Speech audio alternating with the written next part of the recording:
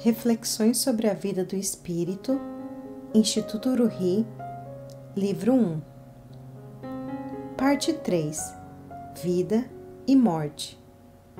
Objetivo: reconhecer que a vida não são os simples acasos e vicissitudes deste mundo, e sim que seu verdadeiro significado encontra-se no desenvolvimento da alma.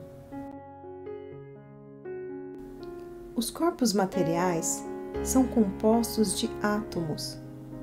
Quando esses átomos começam a separar-se, a decomposição se estabelece e então vem o que chamamos de morte.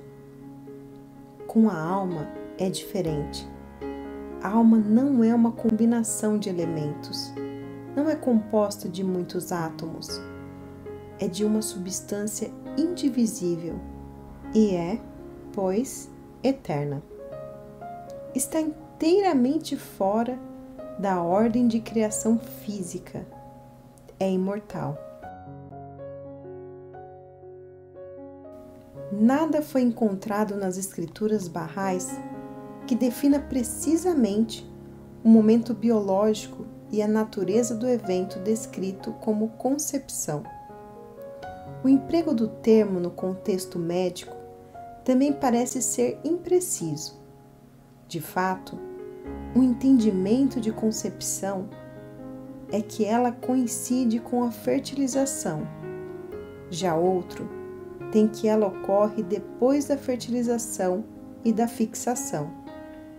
Portanto, talvez não seja possível saber quando se dá a associação da alma com a forma material, e tais questões, quiçá, sejam insolúveis para o pensamento humano, já que se referem a mistérios do mundo espiritual e à natureza da própria alma. A alma racional, ou seja, o espírito humano, não desce para o corpo, nem entra nele, pois descida e entrada são características dos corpos, e a alma racional está isenta disso, visto que o espírito jamais entrou neste corpo. Não carecerá de morada ao abandoná-lo. A relação entre o espírito e o corpo é semelhante à relação desta luz com este espelho. Quando o espelho está limpo, perfeito, a luz da lâmpada torna-se visível nele, mas quando se encobre de poeira ou se quebra, a luz desaparece. O espírito do homem teve começo, mas não tem fim, continua eternamente. O espírito não necessita do corpo, mas o corpo precisa do espírito, ou não pode viver. A alma pode viver sem o corpo, mas o corpo sem a alma morre. No tocante à alma do homem, de acordo com os ensinamentos barrais, a alma humana tem seu início com a formação do embrião humano e continua a se desenvolver e a passar por infindáveis estágios de existência depois de sua separação do corpo. Seu progresso, assim, é infinito. Em verdade, digo, a alma humana está elevada acima de toda saída e todo regresso. É imóvel e, no entanto, voa, move-se, porém está quieta. Sabei que a influência e a percepção do espírito humano são de dois tipos, isto é, o espírito humano possui duas formas de operação e entendimento, uma por meio de instrumentos e órgãos. Assim, vê com os olhos, ouve com os ouvidos, fala com a língua. O outro modo de influência e ação do espírito não depende destes instrumentos e órgãos corporais. Sabe tu que a alma do homem está elevada acima de todas as enfermidades do corpo ou da mente e é independente delas.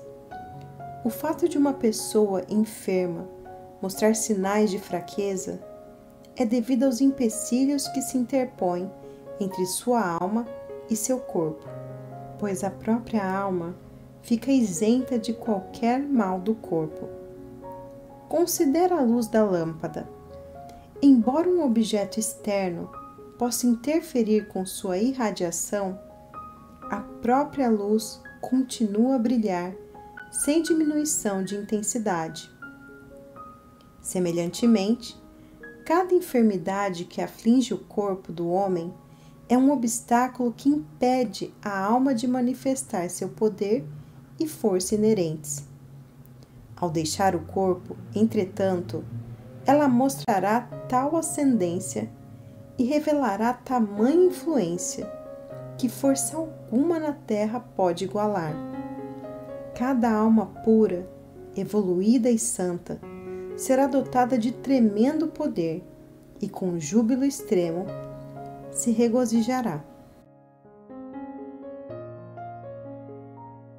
E agora, a respeito de tua pergunta sobre a alma do homem e sua sobrevivência após a morte, sabe tu que, em verdade, a alma após sua separação do corpo continuará a progredir até que atinja a presença de Deus, em uma condição e um estado que nem a revolução dos séculos e eras, nem os acasos e as vicissitudes deste mundo poderão alterar.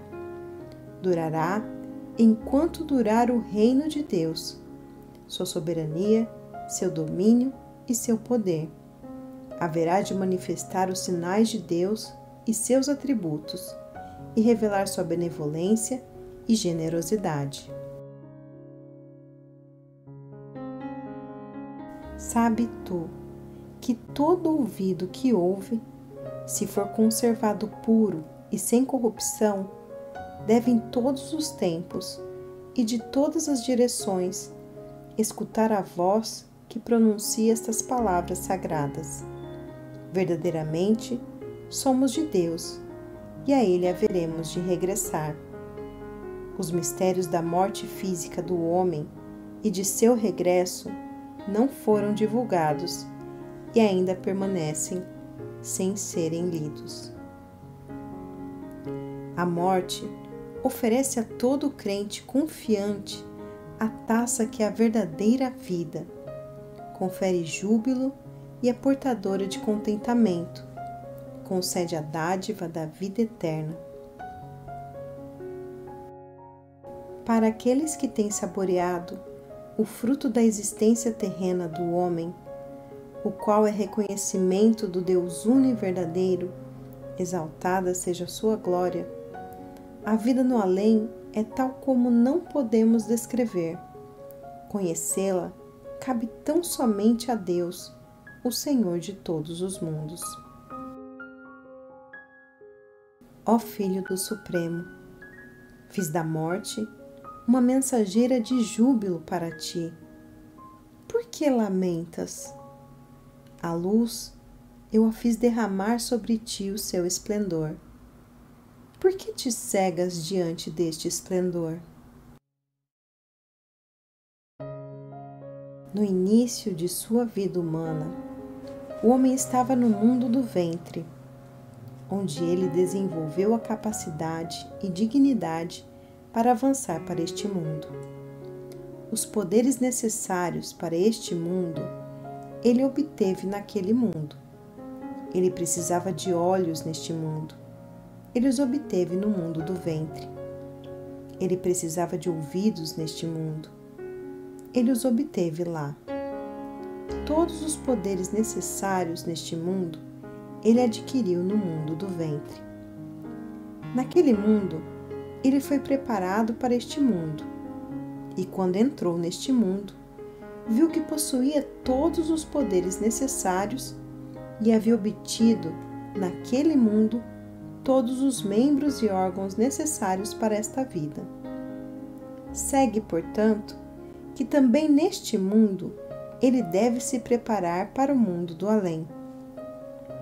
Aquilo que ele necessita no mundo do reino deve ser obtido e preparado aqui. Assim como ele adquiriu os poderes necessários para este mundo, no mundo do ventre, também deve obter o que precisará no mundo do reino, ou seja, todos os poderes celestiais neste mundo. O supremo dever do homem, neste dia, é atingir seu quinhão de copiosa graça que Deus lhe dispensa. Que ninguém, pois, considere o tamanho do recipiente, quer seja grande ou pequeno. O quinhão de alguns poderia caber na palma da mão de um homem, e de outros poderia encher uma taça, e o de outros até a medida de 1 galão. Tu me perguntaste sobre a natureza da alma. Sabe tu, em verdade, que a alma é um sinal de Deus, uma joia celestial, cuja realidade os mais eruditos dos homens não conseguiram apreender, e cujo mistério mente alguma, por aguçada que seja, pode esperar jamais desvendar. Entre todas as coisas criadas, é a primeira a declarar a excelência de seu Criador, a primeira a lhe reconhecer a glória, a aderir à sua verdade e a primeira a curvar-se em adoração diante dele. Sois assim como a ave que voa com a plena força de suas poderosas asas e com completa e jubilosa confiança através da imensidão dos céus, até que, impelida a satisfazer a fome, se volve avidamente para a água e o barro da terra abaixo, e emaranhada no enredo de seu desejo, se vê impotente para retomar seu vôo para os domínios de onde viera. Sem o poder de se livrar daquilo que lhe pesa nas asas maculadas, essa ave, antes um habitante dos céus, é forçada agora a buscar sua morada no pó. Portanto, ó meus servos, não contamineis vossas asas com o barro da desobediência e dos desejos vãos, e não as deixeis macularem-se com o pó da inveja e do ódio, para que não sejais impedidos de voar nos céus de meu conhecimento divino. Havendo criado o mundo e tudo o que aí vive e se move, ele, pela operação direta de sua vontade absoluta e soberana, se dignou conferir ao homem a distinção e a capacidade incomparáveis de o conhecer e amar. Capacidade esta que há de ser vista como impulso gerador e o desígnio primário que baseiam toda a criação. À luz de um de seus nomes, ele irradiou sobre a mais íntima realidade de cada uma das coisas criadas, fazendo dessa realidade um receptáculo da glória de um de seus atributos. Sobre a realidade do homem, entretanto, focalizou ele o fulgor de todos os seus nomes e atributos e o fez um espelho de seu próprio ser. O homem, unicamente, dentre todas as coisas criadas, foi distinguido por tão grande favor, por uma graça tão duradoura. Essas energias, das quais o sol da generosidade divina e a fonte da guia celestial dotaram a realidade do homem, todavia jazem nele latentes, assim como a chama se oculta dentro da vela e os raios de luz estão presentes potencialmente na lâmpada. O brilho dessas energias pode ser obscurecido por desejos terrenos, assim como a luz do sol pode se esconder sob o pó e as impurezas que encobrem o espelho. Nem a vela, nem a lâmpada podem acender-se por seus próprios esforços, sem auxílio. Nem será possível jamais que o espelho por si só se livre de suas impurezas. Está claro e evidente que antes de se atear fogo, a lâmpada não será acesa, e a não ser que se apague de sua face a impureza, o espelho jamais representará a imagem do sol, nem lhe poderá refletir a luz e glória. A porta do conhecimento do ser antigo sempre esteve e para sempre permanecerá fechada à face dos homens. Nenhuma compreensão humana conseguirá jamais acesso à sua corte sagrada. Como sinal de sua mercê, porém, e prova de sua benevolência, manifestou ele aos homens os sóis de sua guia divina, os símbolos de sua divina unidade, e ordenou, fosse o conhecimento destes seres sagrados idêntico ao conhecimento de seu próprio ser. Quem os reconhecer terá reconhecido a Deus. Quem escutar o chamado deles terá escutado a voz de Deus. E quem der testemunho da verdade da revelação deles terá testado a verdade do próprio Deus. Quem se afastar deles terá se afastado de Deus. E quem neles não acreditar, em Deus não terá acreditado. Cada um deles é o caminho de Deus que une este mundo aos domínios do além e o estandarte de sua verdade a todos os que estão nos reinos da terra e do céu. São os manifestantes de Deus entre os homens, as evidências de sua verdade e os sinais de sua glória. Os profetas e mensageiros de Deus têm sido enviados com o fim único de guiar a humanidade ao caminho reto da verdade.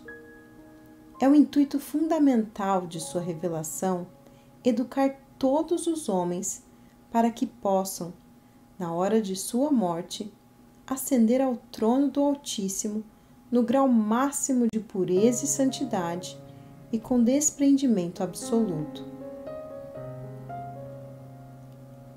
O homem é o talismã supremo. A falta da devida educação, porém, privou-o daquilo que ele inerentemente possui. Através de uma palavra procedente da boca de Deus, foi ele chamado à existência. Por mais uma palavra, foi guiado a reconhecer a fonte de sua educação. Por ainda outra palavra, seu grau e destino foram salvaguardados. Diz o grande ser: considerai o homem como uma mina rica em joias de inestimável valor. A educação, tão somente, pode fazê-lo revelar seus tesouros e habilitar a humanidade a tirar dela algum benefício. Fosse algum homem meditar sobre aquilo que foi revelado pelas Escrituras, que desceram do céu da santa vontade de Deus, ele haveria de reconhecer prontamente ser seu propósito fazer com que todos os homens sejam considerados como uma só alma, de modo que o selo inscrito com as palavras "O reino haverá de ser de Deus" se imprima em cada coração, e a luz da bondade, misericórdia e graças divinas possam envolver toda a humanidade. Tu me perguntaste, além disso, a respeito do estado da alma após sua separação do corpo. Sabe tu, em verdade, que a alma do homem se tiver seguido os caminhos de Deus, voltará seguramente e se associará à glória do bem-amado. Pela retidão de Deus, haverá de atingir um grau que nenhuma pena nem língua pode descrever. A alma que tiver permanecido fiel à causa de Deus e se mantido inabalavelmente firme em seu caminho, haverá de possuir, após sua ascensão, tal poder que todos os mundos que o Onipotente criou podem ser beneficiados por seu intermédio. Bem-aventurada a alma que, na hora de sua separação do corpo, estiver santificada das vãs imaginações dos povos do mundo. Essa alma vive e atua segundo a vontade de seu Criador e entra no paraíso supremo. As donzelas do céu, habitantes das mais elevadas mansões, circundá-la-ão, e os profetas de Deus e seus eleitos procurarão sua companhia. Com eles, essa alma conversará livremente, relatando-lhes o que teve de sofrer no caminho de Deus, o Senhor de todos os mundos. Deve perdoar o pecador e jamais desprezá-lo por causa de seu baixo estado, pois ninguém sabe qual será seu próprio fim. Quantas vezes um pecador, na hora em que se aproxima da morte, atinge a essência da fé e, sorvendo a porção imortal, alça seu vôo para a Assembleia nas alturas. E quantas vezes um fervoroso crente, na hora da ascensão de sua alma, se transforma a ponto de cair no mais ínfimo fogo. Desde que o espírito humano, após haver abandonado esta forma material, tem uma vida eterna, e já que todo ser vivo pode certamente progredir, é-nos permitido orar para que um homem progrida após a morte, receba perdão, misericórdia, graça e várias bênçãos, pois tudo que existe é capaz de progresso. É por isso que as orações de Bahá'u'lláh pedem clemência e remissão dos pecados para os mortos. Além disso, assim como neste mundo precisamos de Deus, também no outro precisaremos dele. As criaturas estão sempre necessitadas, seja neste mundo ou no outro, enquanto Deus é absoluta independência. Quando a alma humana se desprende deste monte fugaz de pó, ascendendo ao mundo de Deus, então os véus cairão por terra e as realidades virão à luz, e todas as coisas outrora desconhecidas tornar-se-ão evidentes, e as verdades ocultas serão compreendidas. Considera como um ser, no mundo uterino, tinha ouvidos surdos, olhos cegos e língua muda, como era destituído de qualquer percepção. Contudo, assim que deixando aquele mundo de obscuridade, ele adentra este mundo de luz, seus olhos veem, seus ouvidos ouvem e sua língua fala. Da mesma forma, tão logo ele se apresse em partir deste lugar mortal e ingressar no reino de Deus, ele nascerá no Espírito. Então os olhos de sua percepção descerrar-se-ão, os ouvidos de sua alma haverão de ouvir. E todas as verdades que anteriormente ignorava tornar-se-lhe-ão manifestadas e evidentes.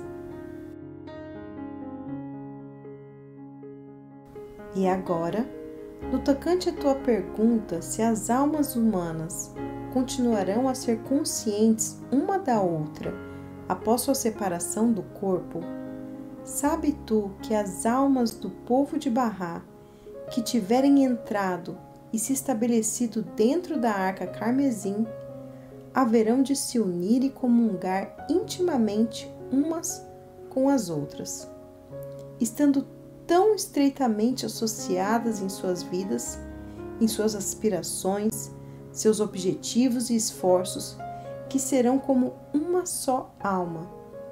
São, em verdade, os seres bem informados, que possuem uma visão aguçada e são dotados de compreensão. Assim foi decretado por aquele que é onisciente, a suma sabedoria. O povo de Bará, os habitantes da Arca de Deus, são todos eles bem conscientes do estado e da condição um do outro e estão unidos por laços de íntima amizade. Tal estado, entretanto, deve depender de sua fé e sua conduta. Os que são do mesmo grau e condição estão plenamente conscientes da capacidade, do caráter, das realizações e dos méritos uns dos outros. Os que são de um grau inferior, porém, são incapazes de compreender adequadamente o grau daqueles de uma categoria superior ou de lhes estimar os méritos. Cada um receberá de teu Senhor o seu quinhão. Bem-aventurado o homem que tiver volvido a face a Deus e segurado firmemente em seu amor, até que sua alma tenha alçado voo a Deus, o Senhor soberano de todos, o mais poderoso, a eterna clemência, o todo misericordioso. Ó meus servos, não vos entristeçais se nestes dias e neste plano terreno coisas contrárias aos vossos desejos tiverem sido ordenadas e manifestadas por Deus, pois seguramente vos esperam dias de extasiante felicidade, de deleite celestial. Mundos santos, espiritualmente gloriosos, se desvendarão diante de vossos olhos. Sois destinados por Ele, neste mundo e no vindouro, a participar de seus benefícios, a obter um quinhão de suas alegrias e receber uma porção de sua graça sustentadora. A cada um destes, indubitavelmente, atingireis.